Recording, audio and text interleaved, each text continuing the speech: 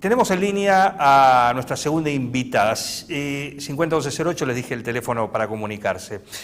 Inés Lobisolo, ella es licenciada en Ciencias Políticas, egresada de la Universidad de San Andrés, tiene un posgrado en Opinión Pública y Comunicación Política, tiene columnas, ¿sí? Escribe columnas para Le Monde Diplomatique, Panamá Revista y también para Abro Hilo. La semana pasada me llegó justamente esto, Abro Hilo, en la cual, una nota de ella, en la cual hacía un desglose, un análisis, ¿sí?, de las estrategias de campaña de cada uno de los espacios políticos en estas PASO. Así que eso dije, esto es interesante para charlarlo, para que nos cuente, para que nos lo explique, ¿sí? Así que le damos la bienvenida. Inés, ¿cómo andás?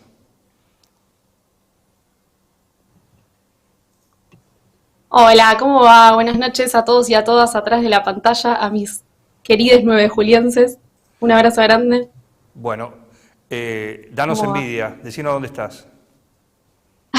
Bueno, estoy de vacaciones más o menos. Estoy en Bariloche, en el sur ahora. Estoy acá hablándoles desde la casita en Bariloche.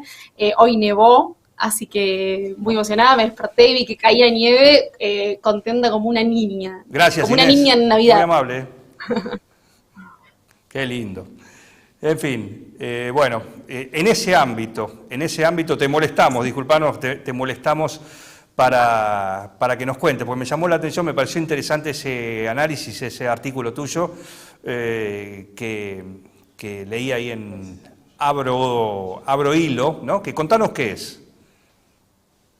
Bueno, Abro Hilo es un medio digital que empezamos con algunos amigos y amigas, que la idea es, su idea principal, digamos, es hacer análisis de políticas públicas y analizar la coyuntura y los problemas que tenemos en Argentina, pero con una mirada más a largo plazo, no tan anclada en la coyuntura, si bien obviamente analizamos temas de coyuntura, la idea es pensar las estrategias más a largo plazo y fundamentalmente tratar de analizar por fuera de la polarización, digamos. Obviamente nosotros y nosotras tenemos nuestra ideología y está muy bien y lo reivindicamos, pero tratamos de alejarnos un poquito de eso y analizarlo más desde una mirada de largo plazo y por fuera de la polarización.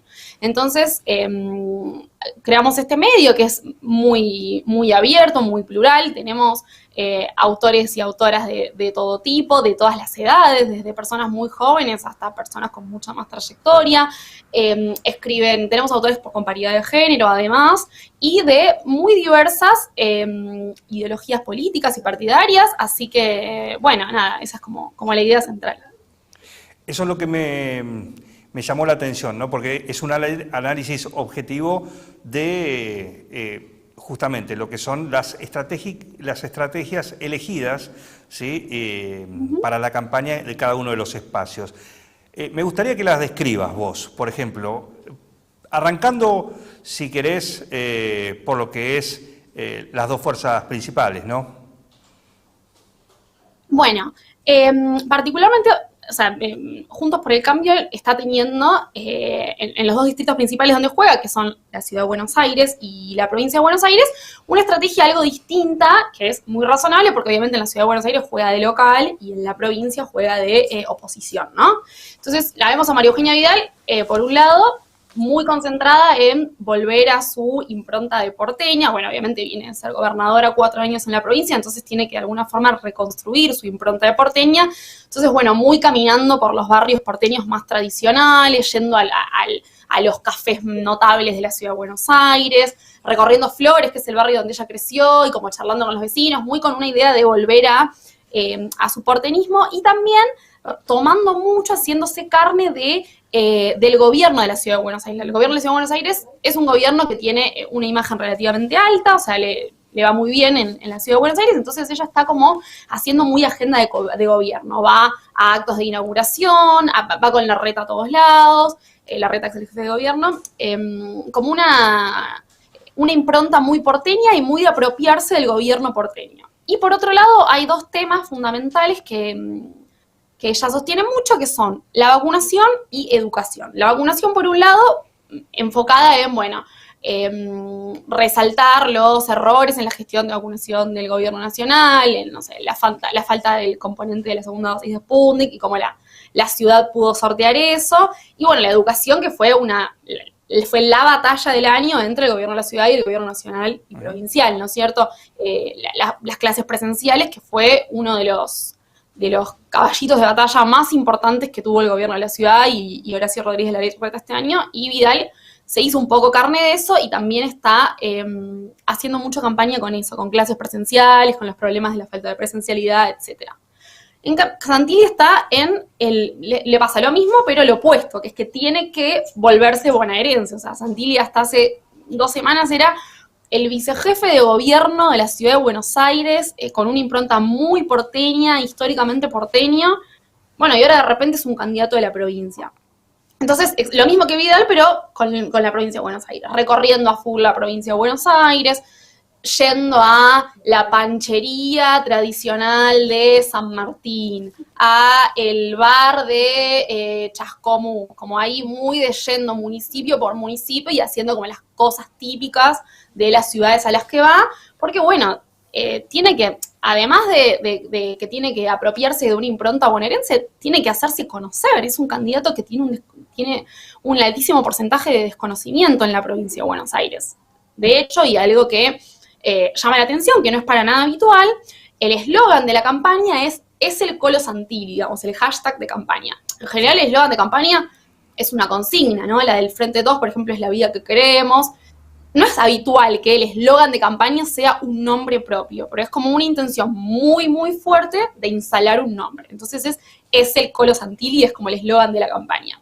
Alguien lo calificó como la campaña de un tónico capilar. Exactamente, sí. Además, de hecho, por ejemplo, andan como con unos pósters que dicen, es el Colo Santilli, y como un emoji de una persona colorada, y como fin. Como que no hay ahí como ningún mensaje más que están en una etapa full de instalar el candidato, digamos. Uh-huh. Eso es como realmente es lo más, la agenda más significativa de la campaña de Juntos por el Cambio en la provincia de Buenos Aires. Instalar el candidato, el Colo Santilli. Y después su línea discursiva, al margen de eso, es algo que también es bastante curioso, que llama la atención, que es campaña por la planificación. Ellos lo que hacen, si vos ves su discurso, los de los diputados de la provincia de Buenos Aires, lo de los concejales, lo de los intendentes que están alineados con ellos, etcétera, el discurso fundamental, trascendental, es como el gobierno de la provincia es improvisado y nosotros planificamos, somos la gestión. El gobierno de la ciudad de Buenos Aires, en la opinión pública, se le destaca la capacidad de gestión, entonces ellos, bueno, de alguna manera están queriendo capitalizar ese lado positivo que tienen en la opinión pública y llevarlo a la provincia de Buenos Aires. Entonces todo el tiempo hablan de el gobierno de la provincia improvisa y nosotros vamos a planificar a largo plazo y a gestionar, etc. Entonces, esa es como su principal agenda de campaña, instalar al candidato y contraponer improvisación a planificación, tratando de capitalizar las virtudes de su gestión en la ciudad de Buenos Aires. Algo similar le ocurre a Manes, por el lado del radicalismo. Exacto. Manes lo que tiene es, por empezar, Manes lo que tiene que hacer es pelear la interna. O sea, en las internas el que se tiene que diferenciar es el que corre de atrás, digamos. Santilli no tiene que gastar energía en diferenciarse de Manes porque, bueno, él es el candidato central. A él lo banca Macri, a él lo banca Larreta, a él lo banca casi todo el armado de los intendentes. En cambio, Manes sí tiene que invertir energía en ganar la interna. Además de hacer campaña, tiene que tratar de diferenciarse de Santilli. Y, obviamente, la estrategia que utilizó, que es acertada, es como usar su condición de outsider. Bueno, ¿en qué me diferencio yo de Santilli? En que yo no tengo los vicios de la política. Yo soy un outsider, vengo de otro lado, le habla a un electorado mucho menos intenso, más despolitizado. Si vos ves su contenido, es como habla muy despacio, con una música muy suave, todo lo contrario a un discurso de barricada, ¿no? Digamos, como interpela a un electorado más despolitizado y mucho menos intenso, usando su condición de outsider. Y hablando mucho de su métier, que son las neurociencias, entonces haciendo todo el tiempo un mix de política y neurociencias, a veces metido de manera medio forzada, digamos, como medio raro, pero bueno, usando mucho eso. Y con una agenda muy del radicalismo. educación, progreso, honestidad, desarrollo. Su hashtag de campaña es dar el paso y hace como una alusión a esto del progreso, de avanzar, de animarse, de saltar, que un poco también ahí juega con su condición de outsider. Él como, bueno, viene de afuera y se animó a dar el paso y a saltar a la política. Y bueno, habla mucho de esto de desafiar el status quo, que en realidad es muy relativo porque Manes no es un full outsider.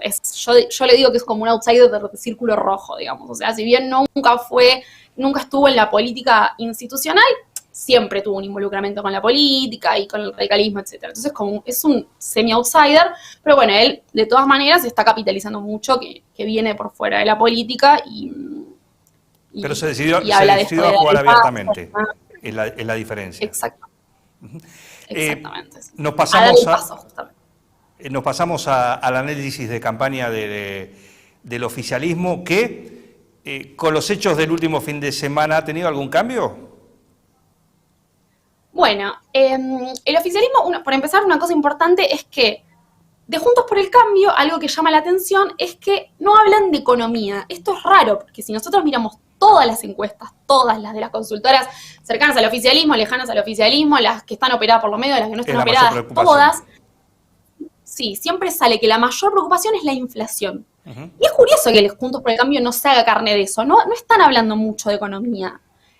Esto en realidad, lo que se puede intuir es que un poco tiene que ver con que todavía está presente en los argentinos y las argentinas que los últimos 2 años del gobierno de Macri fueron malos en lo económico y no se pudo controlar ni el dólar ni la inflación. Entonces, también es un poco complicado para ellos hablar de ese tema, porque eso está muy presente. De hecho, algo que pasa que es como, si vos ves las encuestas, está muy alto el voto en blanco, el no sé a quién voy a votar, el no voy a votar, porque hay una cosa como de el voto retrospectivo, como de alguna manera condena al oficialismo que no está pudiendo arreglar el tema económico, pero también condena al gobierno de Macri por la situación económica. Está muy fresco todavía en los argentinos y las argentinas. Con lo cual, tiene un poco de sentido que Juntos por el Cambio elijan hablar de economía. Sin embargo, podría hacerlo de alguna manera y ha elegido no hacerlo. El Frente de Todos sí se apropió de la agenda económica, de hecho es la agenda de la que más se apropió. El Frente de Todos habla de la industria, habla del crecimiento de la industria, habla de la reactivación económica, habla de la inflación también. De hecho, como una actividad de campaña re importante que están haciendo es el mercado federal ambulante, que es una política pública de la Secretaría de Comercio, que van con una feria, digamos, a vender alimentos a precios más razonables, a precios justos, qué sé yo. Entonces, es una actividad de campaña que está buena porque a ellos les sirve para hablar de la inflación y para hablar de la especulación, etcétera, y también les sirve para caminar, charlar con los vecinos y las vecinas. Entonces, de alguna manera, es una actividad que sirve para hacer campaña. Y el Frente de Todos está muy, muy enfocado en la agenda económica, muy enfocado. Como que entiende que esa es la principal preocupación. Una vez ya atravesada la pandemia, la verdad es que el miedo a la pandemia bajó, la gente ya se vacunó, ya no es la principal preocupación la pandemia, ni la salud, ni el miedo al virus. La principal preocupación hoy es la economía. Y se está haciendo carne de eso y está apropiándose de esa agenda para hacer campaña. Y el otro tema central de la campaña de todos es, de alguna manera, vender esperanza. Nosotros venimos muy golpeados y muy golpeadas porque, bueno, la situación económica viene siendo mala hace muchos años, venimos de una pérdida del salario real sostenida desde 2017, cayendo de manera sostenida, vino una pandemia, estuvimos un año encerrados y encerradas, es una situación complicada, estamos sensibles y estamos también con mucho desgaste con la política. O sea, de alguna manera la pandemia hizo que la política y los funcionarios del Estado tomen una centralidad inédita. O sea, de repente el país entero esperando un anuncio presidencial, de repente el país entero esperando ver qué dice el presidente para organizar su vida familiar. O sea, estamos hablando de ir o no ir a la escuela, de ir o no ir a trabajar, de ver o no ver a tus familiares y a tus amigos. De repente nuestra vida cotidiana, si bien el Estado incide mucho en nuestra vida, nunca incidió tanto como ahora, que de repente un decreto defina nuestra cotidianeidad, nuestra organización familiar. Y eso genera mucho desgaste con la política en general, no solo con el oficialismo, mucho desgaste con la política. Más por lo que pasó el fin de semana, justamente. Absolutamente, sí, son temas, sí, absolutamente, son temas que también afectan y aumentan el escepticismo, digamos. El escepticismo, el alejamiento de la política, el sentir que, bueno, que que la política no está pudiendo resolver y canalizar la angustia que tienen los ciudadanos y las ciudadanas. Entonces, de alguna manera, el Frente de Todos trata de hacerse carne de eso y sale, bueno, con esta campaña de la vida que queremos. El spot central apela mucho a esto, a la esperanza, a la luz al final del túnel, digamos, ¿no? El spot que dice, vamos a salir a ver a nuestra familia, no sé, como esa cosa eso lo usaron los anteriores y tampoco les dio mucho resultado. ¿Cómo, perdón? Esa simbología también la utilizó mucho el gobierno de Juntos por el Cambio en su momento y muchos resultados no le dio, tampoco. No, porque nunca llegamos a la luz al final del túnel, ahora no sabemos si llegaremos, pero sí, de hecho, esto de la luz al final del túnel es una frase que creo que usó Michetti en un momento, y bueno, la lluvia de inversión, el segundo semestre, el famoso ya va a llegar el segundo semestre, ya va a llegar el segundo semestre. Bueno, en términos económicos, el segundo semestre no llegó, y ahora medio que sí, es cierto, es como análoga a la situación de, bueno, ya viene la pospandemia, ya pasa, ya viene la reactivación económica, ya viene la vida que queremos, digamos. Ese es como el mensaje que intenta transmitir. Vamos a pasar esto, avanza la vacunación, crece la industria, ya vamos a volver a la vida que queremos. Ese es como el mensaje de campaña fundamental del Frente de Todos, que sí, como vos dijiste, lo que pasó el fin de semana hizo crecer aún más el escepticismo de la gente, que ya venía creciendo, la desconfianza con la política, etcétera. Y bueno, el desafío enorme está ahí, en volver a enamorar a los ciudadanos y a las ciudadanas de la política. Y eso es lo que está tratando de hacer el Frente de Todos. Inés, te pregunto lo último, sí, y ahora vamos a ver unos mensajes que están llegando al 501108, pero dentro de este contexto o este análisis que vos bien haces de Juntos por el Cambio y del Frente de Todos, ¿qué análisis haces de lo que son, o lo que hasta ahora sí parecen ser la cenicienta de esta elección, que es los libertarios, los Spert, los Milei, que si bien juegan por ahí, no en todo el país, pero hay un sector, sobre todo de la juventud, ¿no?, que se ven muy permeables al discurso que tienen y, de hecho, lo miran con preocupación algunos de estos espacios principales porque les pueden restar algún voto. ¿Cómo lo ves vos en cuanto a la campaña, en cuanto a la proyección? Bueno, dos cosas. Por un lado, en cuanto a la campaña, nada, la verdad es que para esto que hablábamos recién del desgaste y el crecimiento de la antipolítica y del escepticismo, los espacios de derecha y libertarios tienen un discurso que es muy efectivo, que apela mucho al sentido común, que es como, bueno, esto está mal, venimos hace un montón de años mal, entonces si está mal, pateemos el tablero y hagamos otra cosa. Es como un discurso medio antisistema de alguna manera, pero por derecha.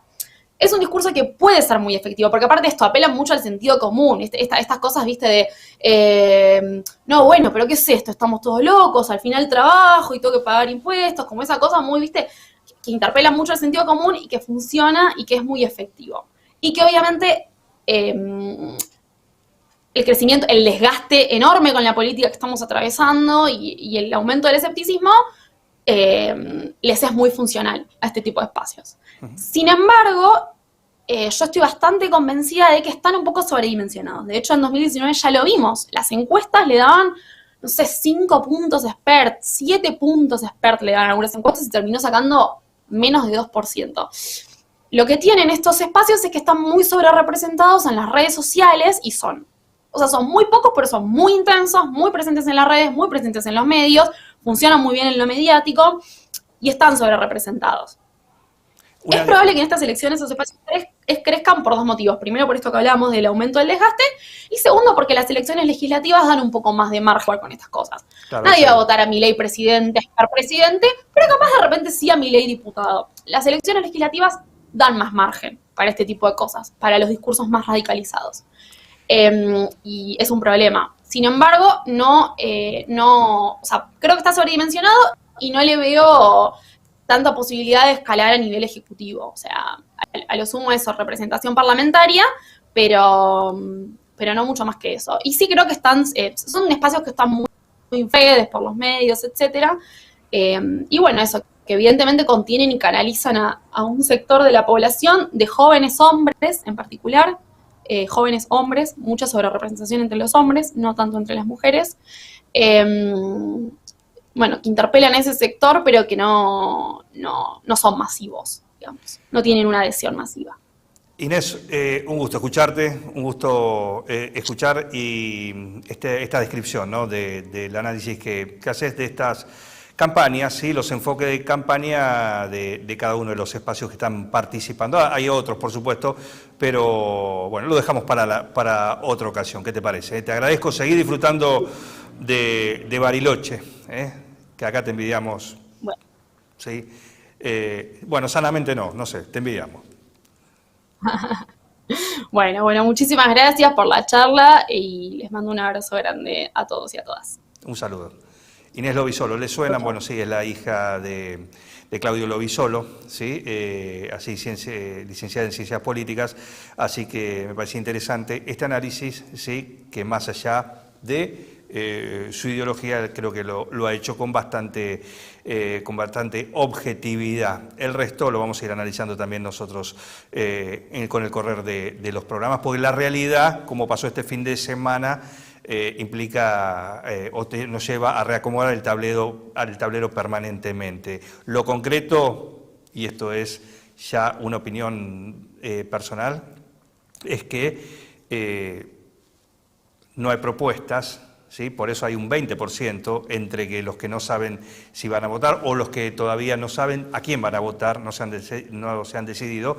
Es un número alto, a la casa de esos van los partidos, porque los núcleos duros los van a seguir, hagan lo que hagan, la foto que publiquen, lo que sea, eso, los núcleos duros de cada partido, no les importa nada, por supuesto, no importa lo que hagan sus referentes, lo van a seguir, pero ese 20% aproximado de independientes en el día de hoy, o de el electorado todavía volátil, bueno, ahí van a ir a la casa, por lo menos eso es lo que se espera. Pero debemos recordar que nosotros como ciudadanos también tenemos la oportunidad de elegir, conocer a ver quiénes van en la lista, conocer el currículum y el prontuario, ¿sí? De muchos de los que están en las listas de todo nivel, a todo nivel, ¿no? Conocer cuáles son los beneficios, cuáles son los pros, los contras y elegir realmente también, porque el país está en una situación desde hace décadas con los mismos actores que se van cambiando y los resultados son los mismos. Así que hay una máxima que dice que si seguís haciendo siempre lo mismo, no esperes resultados distintos. Entonces, si seguimos eligiendo siempre entre los mismos, no esperemos que la cosa cambie. Quizás es el momento de darle la chance a otros. ¿Por qué no?